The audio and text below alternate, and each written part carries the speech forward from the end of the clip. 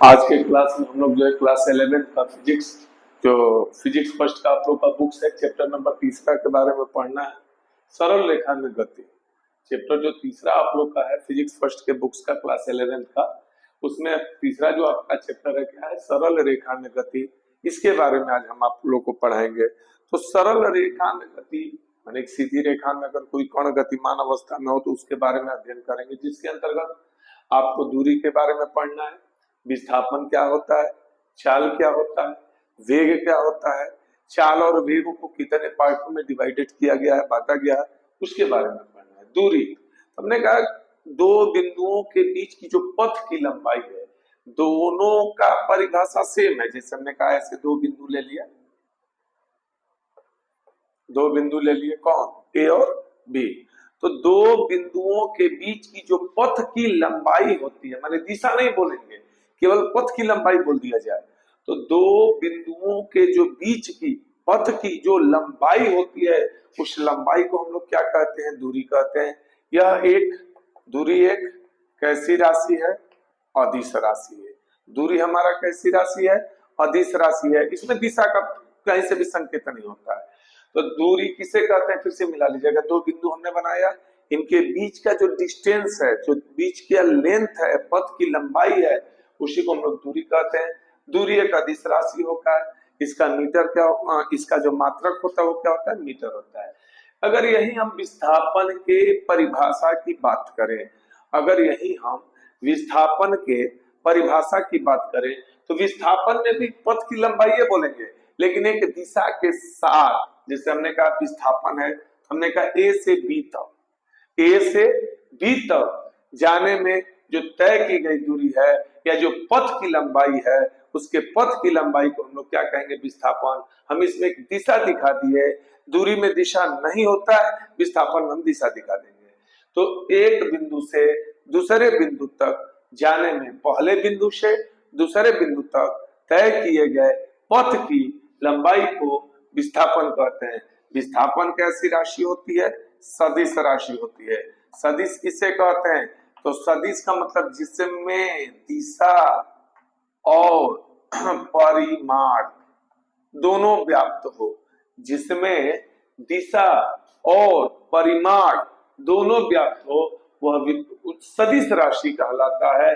और अदिश राशि किसे कहते हैं, जिसमें केवल परिमाण हो, केवल क्या हो, परिमाण हो, दिशा न हो, उसे अदिश राशि कहते हैं। तो हमने कहा दूरी का परिभाषा आप लोग को समझाई दी है कि पथ की लंबाई को दूरी कहा जाता है। विस्थापन किसे कहते हैं, तो ए से बी तक, ए से बी तक, अब इसमें संकेत दे दिए कि यहां से यहां चलना है, ए से बी तक तय किए गए पथ की लंबाई को विस्थापन कहते हैं। अगर हम इन दोनों में अंतर पूछें तो हम लोग आसानी से दूरी और विस्थापन में अंतर बोल सकते हैं। क्या बोलेंगे, दूरी एक कैसी राशि है, अदिश राशि है, जबकि विस्थापन एक कैसी राशि है, सदिश राशि है। दूरी जो होता है हमारा, दूरी सदैव धनात्मक होता है। दूरी जो होता है हमारा सदैव धनात्मक होता है। विस्थापन जो होता है धनात्मक भी होता है, शून्य भी होता है, ऋणात्मक भी होता है। जैसे एग्जाम्पल तौर पे हमने कहा कि एक व्यक्ति ए से बी तक गया और फिर बी से वापस आ गया, तो उसके आरंभ की स्थिति और अंत की स्थिति अगर एक ही बन जाए तो विस्थापन का मान शून्य होता है। और अगर बी से चलकर ए से और पीछे की ओर चला जाए, मतलब आरंभ में जाने के पथ की लंबाई से आने की पथ की लंबाई का मान अगर बड़ा हो जाता है तो विस्थापन हमारा किस में आता है, माइनस में आता है। तो दूरी सदैव धनात्मक होता है, जबकि विस्थापन धनात्मक, ऋणात्मक और शून्य तीनों कंडीशनों में पाया जाता है। ये हमारा क्लियर हो गया कि दूरी और क्या चीज, विस्थापन। अब हम बताने चल रहे हैं आप लोग को कि चाल किसे कहते हैं। तो देखिए अब चाल का हम बता रहे हैं आप लोग को।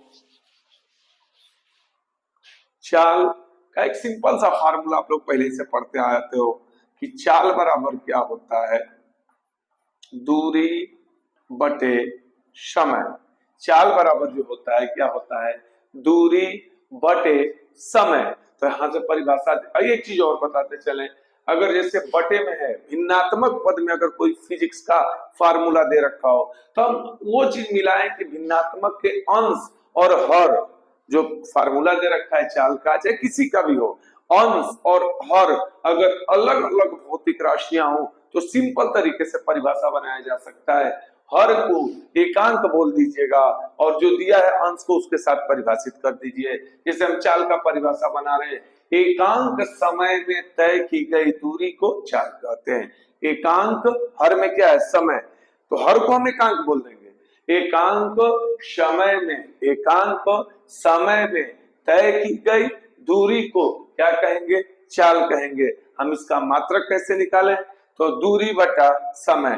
दूरी का मात्रक क्या होता है? अब हमने कहा कि जैसे चाल का मात्रक निकालना है हम लोग, तो दूरी को किससे मापते हैं? तो मीटर से। तो चाल का मात्रक होगा मीटर बटा मतलब प्रति, समय को किससे मापा जाता है? सेकेंड, अर्थात चाल का मात्रक हो गया मीटर प्रति सेकेंड। जो इसकी विमा होती है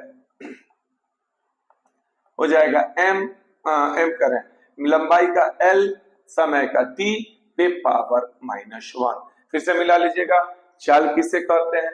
तो चाल एकांक समय अंतराल में, एकांक समय अंतराल में तय की गई दूरी को चाल कहते हैं। यह एक अदिश राशि, चूंकि दूरी अदिश है, समय भी अदिश है, तो अदिश में अदिश का अगर भाग दिया जाए तो अदिश प्राप्त होता है। तो अदिश राशि है, मात्रक होगा मीटर प्रति सेकेंड, जबकि इसकी विमा क्या होगी? L⁻⁻1। हम इस चाल को 3 भागों में विभाजित कर सकते हैं। चाल कितने प्रकार का होता है? तो चाल कहेंगे 3 प्रकार का होता है। पहला, एक समान चाल।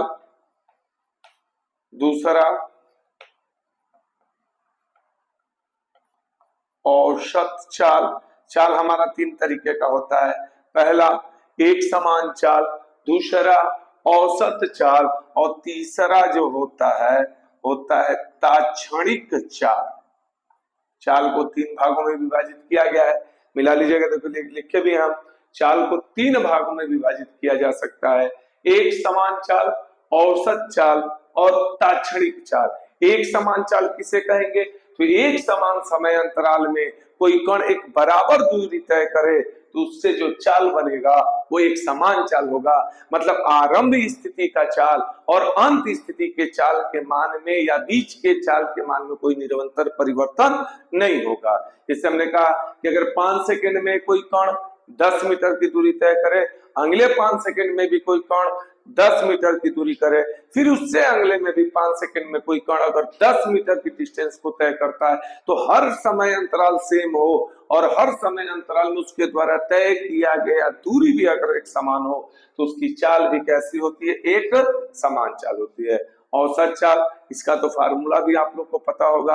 औसत चाल बराबर क्या होता है? कुल दूरी बटा कुल समय। औसत चाल बराबर क्या होता है? कुल दूरी बटा कुल समय। तो किसी कण द्वारा कुल समय अंतराल में तय किए गए जितना दूरी होगा उसके आनुपातिक मान को क्या कहेंगे? औसत चाल कहते हैं। ताक्षणिक चाल का मतलब होता है अल्पतम चाल, इसे कलन के रूप में व्यक्त किया जाता है। ताक्षणिक चाल को हम लोग लिखते हैं ds बटा dt। ये कलन होता है। कलन की स्थिति में कहेंगे अल्पतम समय अंतराल में, अल्पतम बहुत मिनिमम समय अंतराल, अल्पतम समय अंतराल में जो कभी कण अगर अल्पतम दूरी तय करती है तो उसके चाल को हम लोग क्या कहेंगे? ताक्षणिक चाल कहते हैं। अर्थात चाल को हम कितने वर्गों में विभाजित कर सकते हैं? तो चाल हमारा 3 वर्गों में विभाजित होता है। पहला एक समान चाल। एक समान चाल का मतलब बता ही दिया आप लोग को, एक समान समय अंतराल में एक समान दूरी तय करे। एक समान समय अंतराल में अगर कोई कण एक समान दूरी तय करती है तो उसकी चाल को एक समान चाल कहते हैं।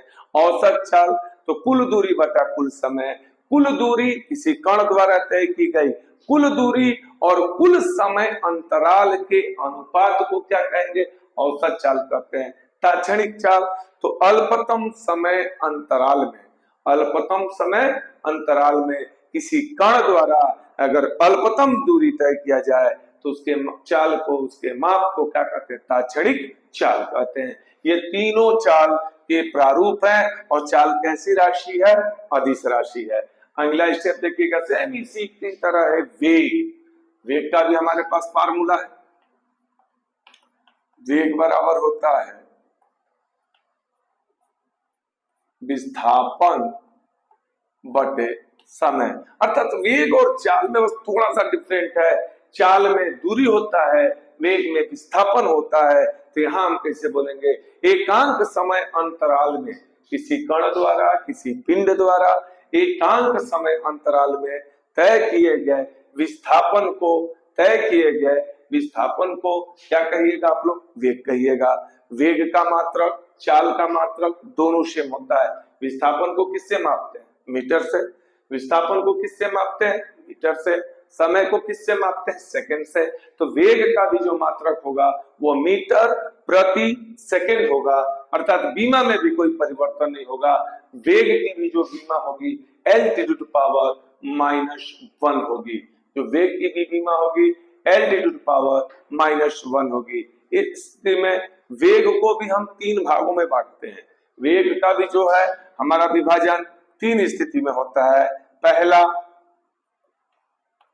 एक समान वेग, दूसरा परिवर्ती वेग, और तीसरा आपका है तात्क्षणिक वेग। तीन प्रकार से वेगों को भी बांटा गया है। वेगों का भी जो वर्गीकरण है वो तीन भागों में होता है आपका, एक समान वेग, परिवर्ती वेग, तात्क्षणिक वेग। एक समान वेग से इसी तरीके से परिभाषा होगा, एक समान समय अंतराल में। एक समान वेग किसे कहिएगा, तो एक समान समय अंतराल में किसी कण द्वारा एक समान विस्थापन तय किया जाए तो उसके वेग को एक समान वेग कहेंगे। परिवर्ती वेग, अलग अलग समय में अलग अलग विस्थापन हो, अलग अलग, उसमें एक समान नहीं रहेगा। परिवर्ती माने परिवर्तित होना, चेंज होना।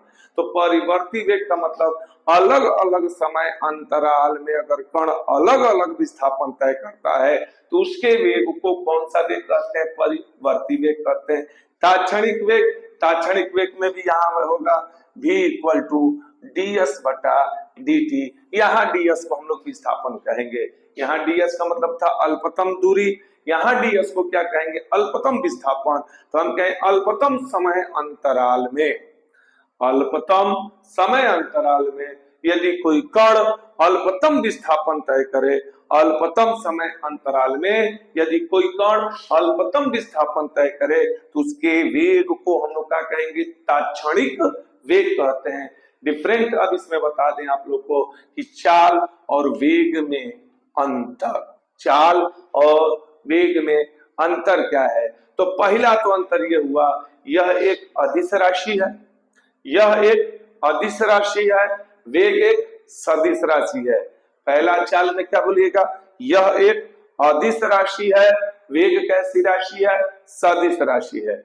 चाल का मान जो होता है, चाल का जो मान होता है वो सदैव धनात्मक होता है, चाल कभी भी ऋणात्मक नहीं हो सकता है। क्यों, क्योंकि यह अदिश है और अदिश राशियां कभी भी ऋणात्मक नहीं होती हैं। तो चाल कभी भी ऋणात्मक नहीं हो सकता, वो सदैव धनात्मक होता है। जबकि वेग हमारा धनात्मक अर्थात शून्य या ऋणात्मक, तीनों में से कोई एक हो सकता है। धनात्मक भी हो सकता है, ऋणात्मक भी हो सकता है, शून्य भी हो सकता है।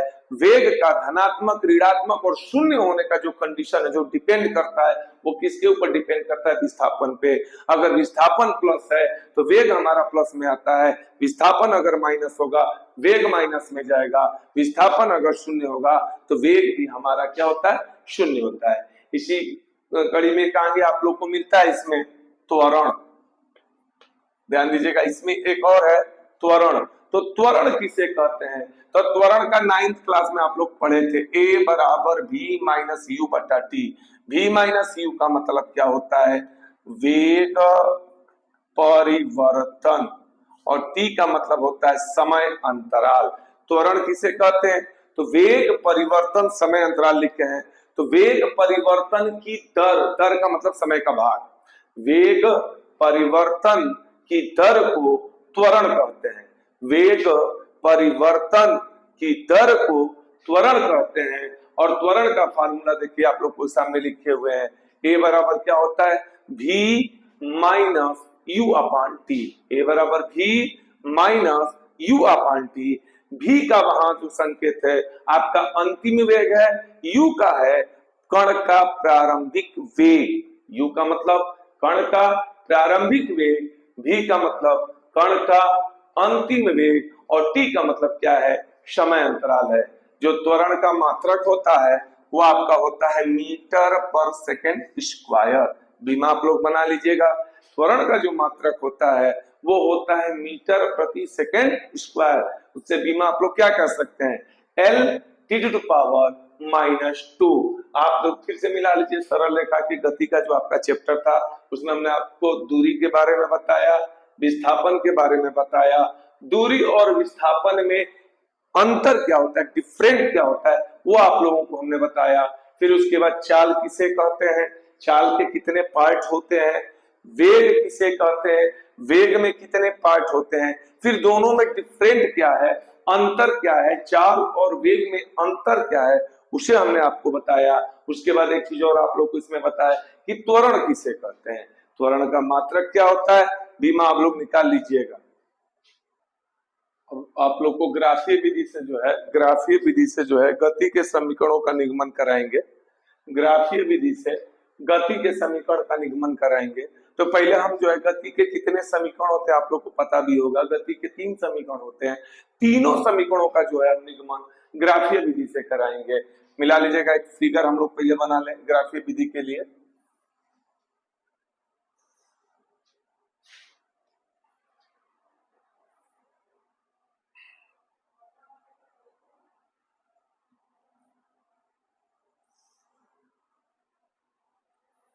ये हमारा फिगर बना।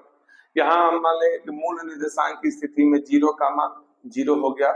यह जो हमारा है यहां से मिला लीजिएगा, थीटा अक्षांश हो गया। यक्ष तल वाई तल दो निर्देशांक के तल होते हैं। यक्ष तल वाई तल दो निर्देशांक के तल होते हैं। हमने कहा ये जो है हमारा समय के लिए बना लिए, ये हमारा t सेकेंड हो गया। समय अंतराल हमेशा यक्ष तल क्षैतिज पर होता है। ये जो स्थिति हमने माना, ये जो हमारी स्थिति है भी इकाई हो गया।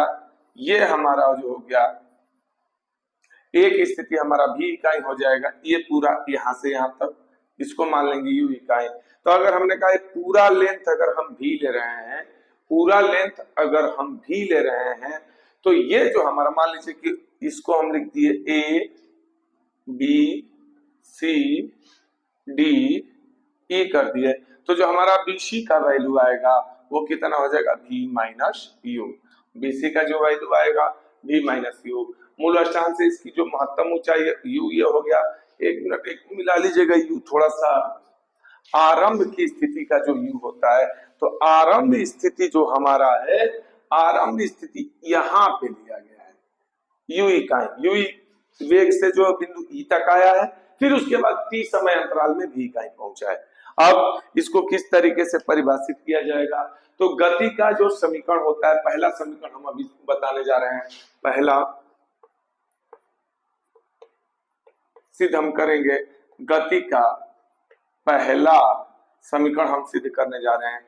तो परिभाषा जो 2 लाइन का आप लोग को लिखना होता है, किस तरह से लिखिए जाएगा कि यहाँ 2 समय अंतराल लिए हैं।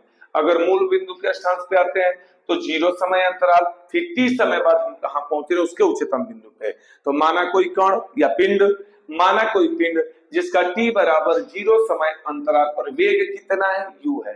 माना कोई पिंड जिसका t समय अंतराल पर वेग u है, जो t समय बाद बदलकर v हो जाता है।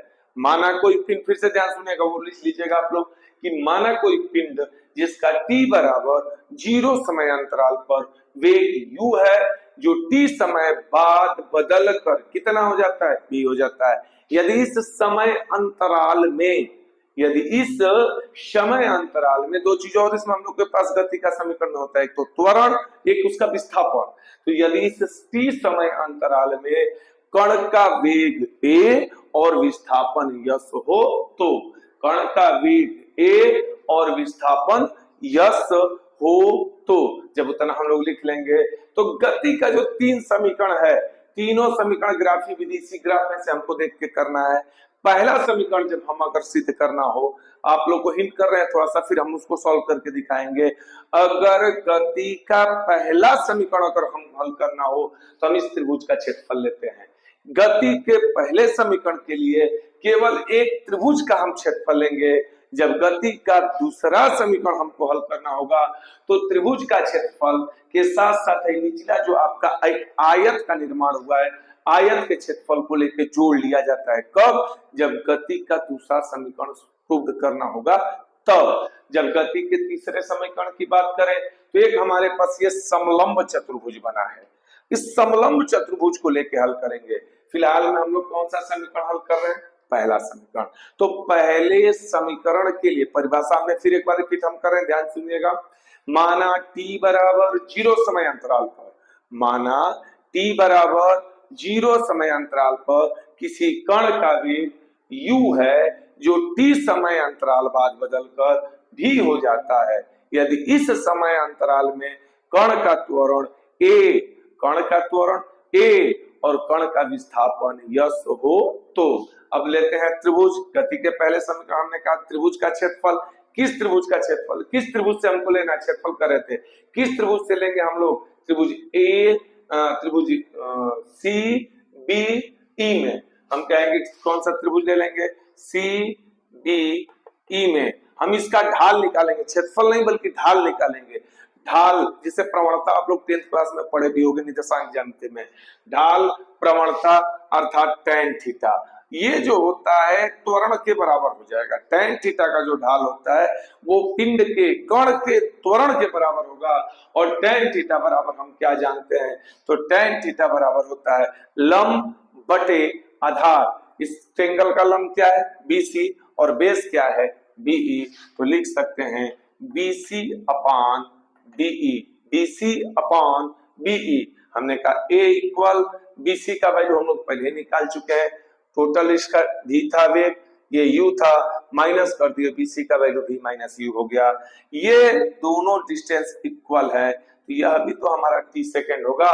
तो हम लिखेंगे BC की जगह क्या लिख दीजिएगा? v माइनस u अपान t।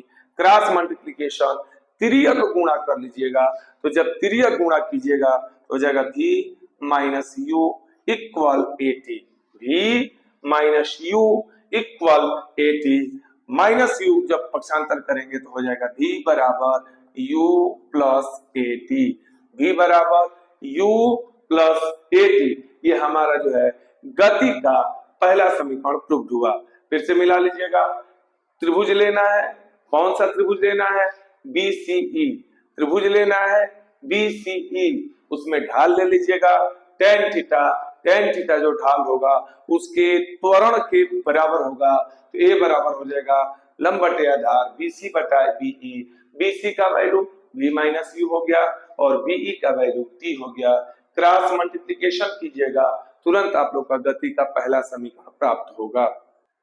अब आप लोग को गति का दूसरा समीकरण बता रहे हैं इसी ग्राफीय विधि से। गति का दूसरा समीकरण हमने कहा परिभाषा कुछ चेंज नहीं होगा, सभी में वही परिभाषा लिखना है जो बोल दिया है कि कण का t बराबर 0 समय अंतराल पर वेग u, t समय बाद v, इस समय अंतराल में कण का त्वरण a और तय की गई विस्थापन अथवा दूरी यस हो तो। हमने कहा गति का दूसरा समीकरण हमने कहा बताया कि पहला समीकरण के लिए हम तो ढाल लेंगे, लेकिन जब गति का दूसरा समीकरण आएगा तो इन दोनों के क्षेत्रफलों का जो योग होगा उसके विस्थापन के बराबर होगा। इन दोनों की बात करें, त्रिभुज का क्षेत्रफल प्लस उससे जुड़े हुए आयत का क्षेत्रफल, वो किसके बराबर होगा? विस्थापन यस के बराबर होगा। हमने कहा आयत का क्षेत्रफल, कौन सा आयत है हमारे पास? तो हम इसको बोल सकते हैं AOEB। एक जो आयत है, आयत हो गया AOEB का एरिया क्षेत्रफल प्लस त्रिभुज कौन सा हमारे पास है? तो EBC त्रिभुज हो जाएगा, ट्रायंगल हो गया EBC का एरिया अर्थात त्रिभुज EBC का क्षेत्रफल। हमने कहा यस इक्वल आयत का क्षेत्रफल हम क्या जानते हैं? लंबाई गुणे चौड़ाई। तो हमारे पास लेंथ इसका कितना है? t, इसका बेस कितना है? u। तो लेंथ इंटू बेस अर्थात जब लंबाई गुणे चौड़ाई में गुणा कीजिएगा तो क्षेत्रफल हो जाएगा यू टी प्लस ट्रेंगल का जो एरिया होता है उसका क्या होता है, ट्रेंगल का जो एरिया होता है अर्थात त्रिभुज का जो क्षेत्रफल होता है 1/2 length into base into height. 1/2 base माने आधार इंटू हाइट माने उसकी ऊंचाई शीर्ष लंब। यहाँ बेस हमारे पास क्या है, बीई है, और शीर्ष लंब क्या है, बीसी है। तो बीसी का वैल्यू देखिए क्या है हमारे पास, शीर्ष लंब में बीसी, बीसी का वैल्यू कितना है, भी माइनस यू इंटू बीई आधार बेस कितना है, टी। गति का दूसरा समीकरण में, गति के दूसरा समीकरण में चूंकि हम लोग जानते हैं कि अंतिम वेग भी नहीं होता है तो हमारे पास भी है, हम कह चुकी गति के पहले समीकरण से।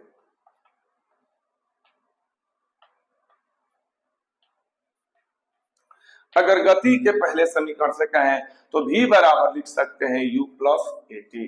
गति का पहला समीकरण क्या होता है, तो गति का पहला समीकरण है v बराबर u प्लस एटी।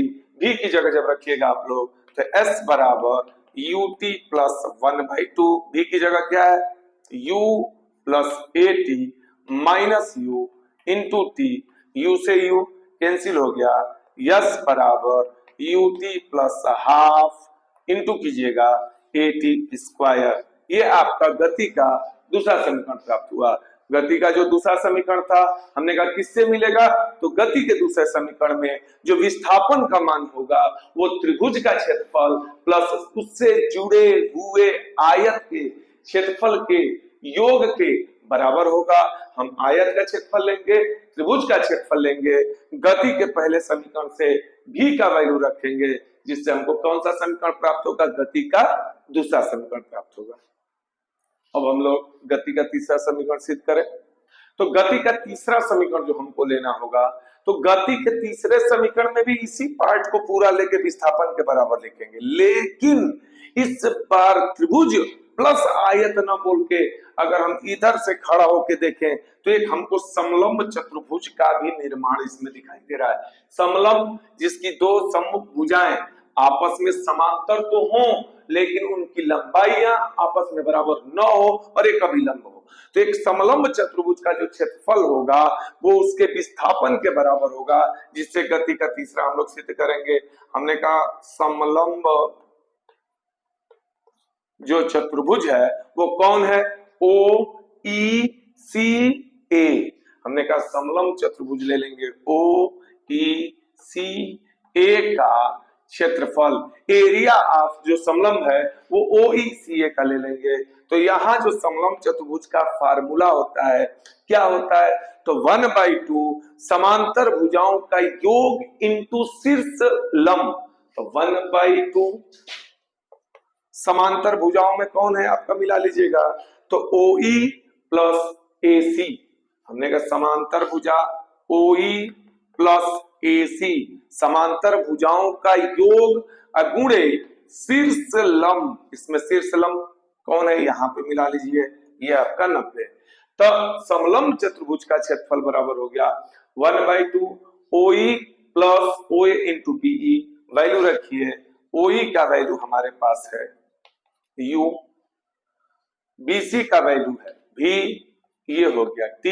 हमने कहा गति का जो तीसरा समीकरण है, गति का जो तीसरा समीकरण है, गति के तीसरे समीकरण में समय नहीं होता है, T नहीं होता है। तो हमने कहा ठीक है T नहीं होता है तो हम क्या करेंगे, गति का फिर पहला समीकरण लेंगे।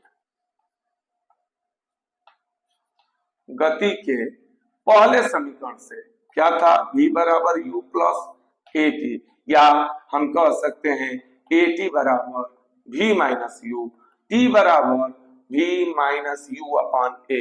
T के स्थान पर हम क्या लिख सकते हैं, V minus U upon A। हम इसकी जगह रखें तो आ जाएगा यस इक्वल 1/2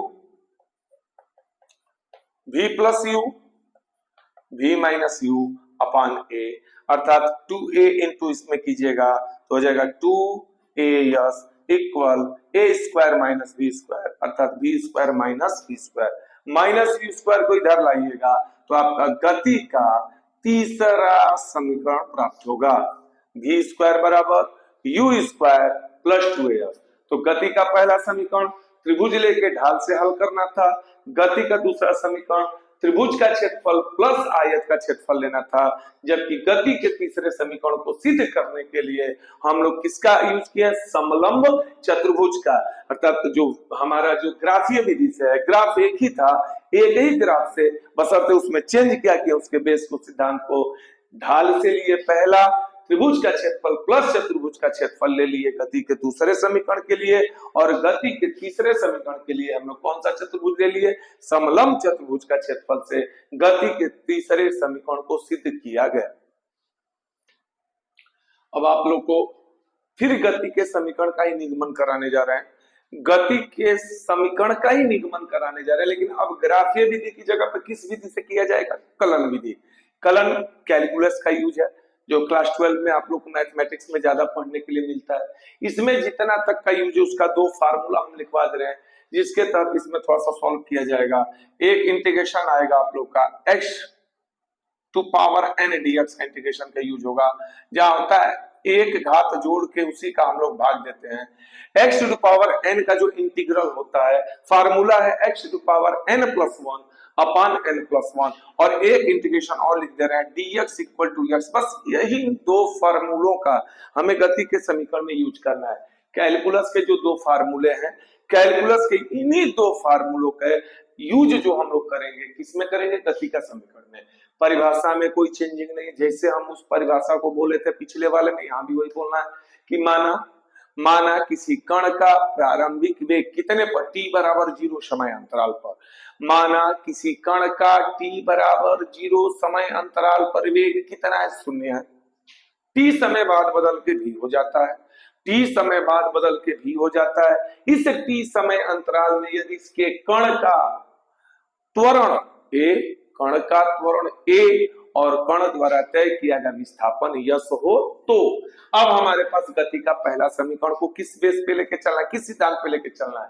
तो हम एक जानते हैं, अभी आप लोग को पढ़ाए थे, इससे पीछे भी बताए, क्या बताए कि चाल बताए थे, वेग बताए थे, ताक्षणिक चाल बोले थे, ताक्षणिक वेग बोले थे। तो जो ताक्षणिक वेग, ताक्षणिक चाल, हम त्वरण बताए थे, त्वरण में भी जो अल्पतम त्वरण होता है उसे ताक्षणिक त्वरण कहते हैं। तो इसका डेरिवेशन किसका? गति के पहले समीकरण का। गति के पहले समीकरण का जो हम लोग समीकरण का निगमन करेंगे, सूत्र का निगमन करेंगे, वो ताक्षणिक त्वरण से करेंगे।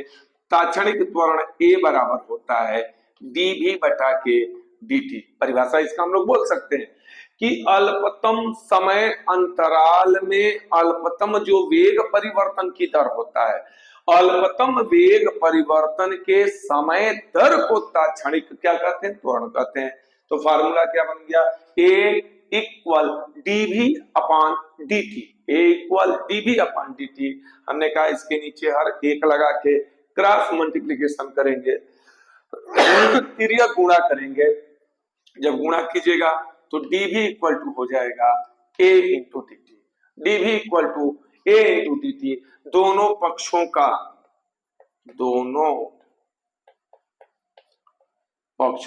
कलन करने पर, दोनों पक्षों का कलन करने पर, कलन का मतलब इसका इंटीग्रेशन होता है, हम यहाँ इंटीग्रेशन का चिन्ह लगाएंगे समाकलन का। dv equal to a dt। dv equal to a dt। तो हम परिभाषा में क्या बोले थे? समय को दो स्टेप में बोले थे, t बराबर 0 समय अंतराल, t बराबर t समय अंतराल। तो अब लिमिट इसका भरते हैं। ऊपर लिमिट, अपर लिमिट कहा जाता है, लोअर लिमिट मतलब निम्नतम सीमा। ये है निम्नतम सीमा, ये है उच्चतम सीमा, इसी के बीच में गति हो रहा है हमारा। तो लोएस्ट लिमिट, लोअर लिमिट अर्थात निम्नतम सीमा हम बोले थे t बराबर 0 पर वेग हम क्या बोले थे? u। t समय अंतराल पर वेग क्या बोले थे? v। तो यहाँ जो हमारा इंटीग्रेशन बनेगा, लिमिट जो होगा, upper limit v, lower limit u dv, upper limit t, lower limit 0 a dt। अब यहाँ मिला लीजिएगा, हमने कहा इंटीग्रेशन ध्यान दीजिएगा, dx का इंटीग्रेशन क्या है? समाकलन क्या है? यक्स। dx का जब समाकलन यक्स है तो dv का समाकलन क्या होगा? हमारा v। लिमिट अभी भरना है u टू v इक्वल a का इंटीग्रेशन नहीं होगा, किसका होगा? dt का। तो a हमने बाहर कर दिया और dt का इंटीग्रेशन क्या होगा, जैसे dx का इंटीग्रेशन x है तो dt का इंटीग्रेशन क्या होगा, t होगा। लिमिट हमारे पास क्या है, 0 to t। तो भी लोअर लिमिट अपर लिमिट भर लिए, a बाहर कर लिए, dt का इंटीग्रेशन t हो गया, लिमिट भर लिए 0 to t। लिमिट कैसे भरा जाता है, तो जो ये वैल्यू है इसकी जगह अपर लिमिट को लिखना है, फिर माइनस लोअर लिमिट। तो v की जगह हम v लिख दिए, v minus lower limit u। तो v minus u equal upper limit t minus lower limit 0, अर्थात आ जाएगा v minus u equal at। Minus u को पक्षांतर कीजिएगा तो v बराबर हो जाएगा u प्लस at। ये गति का पहला समीकरण प्राप्त हुआ, किस विधि से, कलन विधि से। किस विधि से, कलन विधि से। फिर से मिला लीजिएगा, गति का जो पहला समीकरण हम लोग लेंगे ताक्षणिक त्वरण पे लेंगे, फिर क्रॉस मल्टीप्लिकेशन करेंगे, दोनों साइड का कलन करेंगे। कलन करने के बाद हमें खुद मिलेगा, क्या प्राप्त होगा, गति का पहला समीकरण क्या, v बराबर u प्लस at।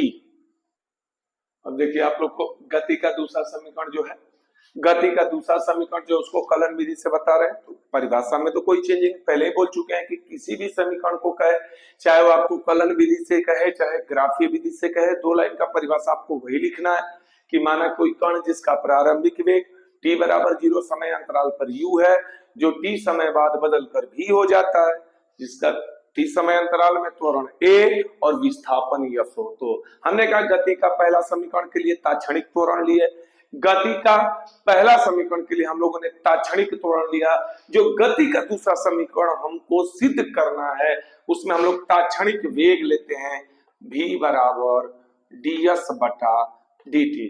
ताक्षणिक वेग माने अल्पतम समय अंतराल में तय किए गए अल्पतम विस्थापन को, यही परिभाषा आप लोग को बताए थे, v बराबर ds बटा dt। यहां भी हम कहेंगे क्रॉस मल्टीप्लिकेशन किए, ds बराबर v dt। हमने कहा एक लाइन में हम बता दें कि v तो समीकरण 2 में आता नहीं है, जो गति का दूसरा समीकरण होता है v तो है नहीं, तो v का वैल्यू गति के पहला समीकरण से ले लेंगे। हम जानते हैं v बराबर क्या, गति के पहले समीकरण से हम जान लेते क्या होता है, v बराबर u प्लस at। तो हम वहां रखेंगे तो आ जाएगा ds बराबर u plus at into dt। अब दोनों पक्षों का फिर से हम लोग क्या करेंगे, दोनों पक्षों का कलन करने पर, दोनों पक्षों का कलन करने पर, तो हमने कहा LHS साइड में किसका इंटीग्रेशन होगा, ds का, RHS साइड में किसका इंटीग्रेशन होगा, तो u प्लस at dt का। परिभाषा में क्या बोला गया है, समय को दो संकेतांक t बराबर 0 t बराबर t। तो ये बताइए कि जब अगर समय अंतराल ही 0 हो तो हम डिस्टेंस तो तय ही नहीं किए, वो 0 हो जाएगा, और अंतिम डिस्टेंस अर्थात विस्थापन को क्या मान लेंगे, यस। इस क्वेश्चंस को दो पार्टों में बांटेंगे, बीच में क्या है प्लस, इस क्वेश्चंस को दो भागों में बांटेंगे। यहाँ तो हमारा ds है, इसका तो इंटीग्रेशन मिल जाएगा, 0 to s लिख दिया। t के सापेक्ष हमको इंटीग्रेशन करना है, t के सापेक्ष इंटीग्रेशन करना है, तो t के अलावा अगर कोई भी अंग्रेजी का अक्षर या अंक होता है उसे अचर करके बाहर कर लेते हैं। जैसे अगर इंटीग्रेशन में u बाहर कर लेंगे, 0 to t इंटीग्रेशन dt का होगा, बीच में प्लस a बाहर कर लेंगे, टीचर है इसको अंदर रखेंगे, यहाँ इंटीग्रेशन dt का होगा। अब ds का इंटीग्रेशन, ds का समाकलन x है, तो ds का समाकलन क्या हो जाएगा, यस, 0 to यश। इसी तरह dt का इंटीग्रेशन हो जाएगा t, 0 to t। और यहाँ पे मिला लीजिए, इसका कोई पावर ना हो तो a, ये तो इंटीग्रेशन इस पे आ गया, a 1 plus 1 अर्थात t to power 1 का जो इंटीग्रेशन होगा t square by 2, lower limit upper limit, हम लोग लिमिट भरेंगे, अपर limit minus lower limit s minus 0। इसी तरह यहाँ upper limit t minus lower limit 0, यहाँ भी भर लीजिए 1/2 बाहर कर लिए, t स्क्वायर, फिर t की जगह क्या भर दिए 0, यस में से 0 घटाने पर क्या जाएगा, yes equal u into T, UT हो गया प्लस हाफ एटी स्क्वायर। ये हमें कौन सा समीकरण मिला? गति का दूसरा समीकरण मिला। गति का जो दूसरा समीकरण है फिर से बता दें, गति का जो दूसरा समीकरण है वो किससे हम लोग लेंगे? कलन विधि से करने में ताक्षणिक वेग v बराबर ds बटा dt, क्रॉस मल्टीप्लीकेशन v का वैल्यू गति के पहले समीकरण से v का वैल्यू क्या रखेगा? u प्लस एटी रखने के बाद उन दोनों पक्षों का कलन कीजिएगा। जब इंटीग्रेशन कीजिएगा अर्थात समाकलन कीजिएगा तो आपको गति का दूसरा समीकरण यस बराबर क्या प्राप्त होगा? तो यस बराबर ut plus half eighty square प्राप्त होगा। अब आप लोग को गति का तीसरा समीकरण कलन विधि से बताने जा रहे हैं। गति का तीसरा समीकरण परिभाषा तो आप लोग को बता ही चुके हैं पहले। गति का तीसरा समीकरण भी गति के पहले समीकरण की तरह, गति का तीसरा समीकरण भी जो है गति के पहले समीकरण की तरह ताक्षणिक त्वरण पे लेना है। तो हमने कहा ताक्षणिक त्वरण ए बराबर क्या बताए थे? dv बटा के dt। ए बराबर क्या था? dv बटा dt। लेकिन हम भी देख रहे हैं कि अगर गति का पहला समीकरण की बात करें तो गति के पहले समीकरण में समय तो था, t था, लेकिन गति के तीसरे समीकरण में समय अंतराल नहीं होता है। तो समय अंतराल को हटाने के लिए क्या करेंगे ना कि इसमें जो a बराबर dv बटा dt लिए हैं, dv अपान dt तो रहते करेगा, ताक्षणिक विस्थापन का गुणा भाग कर लेंगे ds अपान ds, दो भागों में इसको भाग देंगे। पहला हिस्सा जो हमारा होगा ds और dt को एक साथ ले लेंगे, ds अपान dt इनटू क्या बच गया? dv अपान ds मिला लीजिएगा। a बराबर dv बटा dt तो था, इनटू किसका किए? ds का, डिवाइड किससे किए? ds से, तो a बराबर हो गया ds अपान dt एक साथ कर लिए। क्यों किए? तो विस्थापन बटे समय को हम लोग वेग कहते हैं, तो a इक्वल टू बन जाएगा, इसकी जगह ds अपान dt की जगह क्या लिख लीजिएगा? v। अब क्या बच गया? dv बटा के ds, क्रॉस मल्टीप्लीकेशन, तो v dv बराबर a ds हो गया। अब दोनों पक्षों का कलन कर लीजिए। दोनों पक्षों का कलन करने पर, जब हम दोनों पक्षों का कलन करेंगे, जब दोनों पक्षों का हम कलन करेंगे तो यहां हो जाएगा v dv इक्वल a, बाहर हमने की बार कर देने आचार है तो ds, हमने कहा a ds, हमने कहा विस्थापन शून्यांक उच्चतम s पिछले ही में बता दिए हैं कि लोएस्ट को हम शून्यांक से शुरू करते हैं, अपर को जो उच्चतम सीमा है s तक, निम्नतम वेग u, उच्चतम वेग भी। हमने कहा पहला फार्मूले पे बैठेगा, तो पहला इक्वेशन क्या था? एक घात जोड़ो और उसी से भाग, तो v पे पावर 1 है, इसका जब इंटीग्रेशन आप कीजिएगा तो हो जाएगा v square by 2 lower limit upper limit. v का इंटीग्रेशन क्या होगा? v स्क्वायर बाई 2 होगा, लोअर लिमिट u है, अपर लिमिट v भर देंगे, इक्वल a ds का इंटीग्रेशन यस हो जाएगा 0 टू यस। वैल्यू रखिएगा लिमिटेशन का, किस तरीके से? तो अपर लिमिट माइनस लोअर लिमिट, हमने कहा नंबर बाहर कर सकते हैं। अब रखिए v की जगह क्या? v, तो v square minus u square a bracket upper limit minus lower limit, या v square minus u square equal to 2as, cross multiplication होगा तिर्यक गुणा, तो v square minus u square equal to as, अर्थात v square equal आ जाएगा u square plus 2as। ये हमारा प्राप्त हुआ गति का तीसरा समीकरण। गति का जो तीसरा समीकरण है आपका, वो भी हमने कहा पहले समीकरण की तरह ताक्षणिक त्वरण से लीजिएगा। ताक्षणिक त्वरण a बराबर dv बटा dt, फिर हम अपने से ds इंटू ds का गुणा ds का भाग दे देंगे, फिर उसको दो भागों में बांट देंगे। बांटने के बाद जो इक्वेशन बनेगा, दोनों पक्षों का इंटीग्रेशन करेंगे, कलन करेंगे, कलन करने के बाद आपका गति का जो है तीसरा समीकरण v स्क्वायर बराबर क्या प्राप्त होगा? v स्क्वायर बराबर u स्क्वायर प्लस 2as प्राप्त होगा।